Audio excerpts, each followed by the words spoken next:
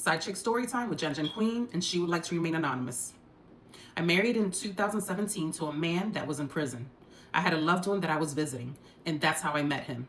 He was working in visitation in the canteen. Long story short, he was in prison. When he came home, I thought everything was going to be great. I would never believe that he would ever cheat on me. But in 2020, on Super Bowl night, his phone was going off.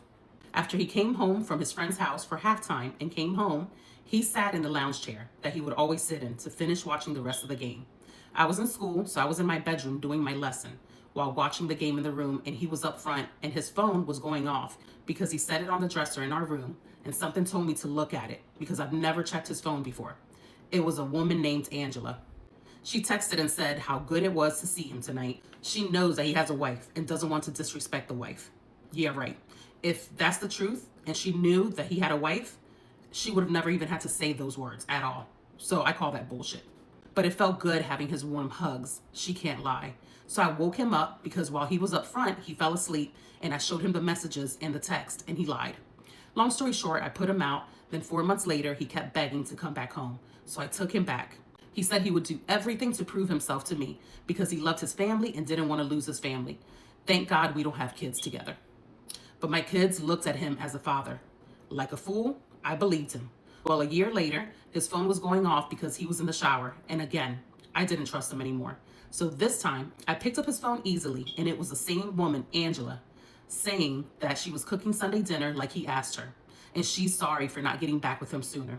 So she proceeds to take the food that she cooked, collard greens, cornbread, and that she was getting ready to fix him a plate, and he can come by and get it. I screenshotted all the messages and showed them to him. She had been texting every morning saying good morning, how she missed him, to have a good day at work, and that it's getting hard for her because she knows that he has a wife and that she doesn't want to be disrespectful. And he takes her back and how he is being disrespectful. I'm thinking, what do you mean? How is that being disrespectful? Both of you are being disrespectful. That's what I'm thinking in my head. I showed him the screenshots and told him to go be with Angela. And he told me the reason why he started talking back to her, it's because she was giving him money.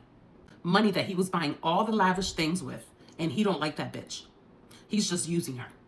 So I put him out again for the second time. He would text and call every day and ask me, can we start back dating, and how sorry he was again. Like a fool, I fell for it again. Part 2 coming up right after this one.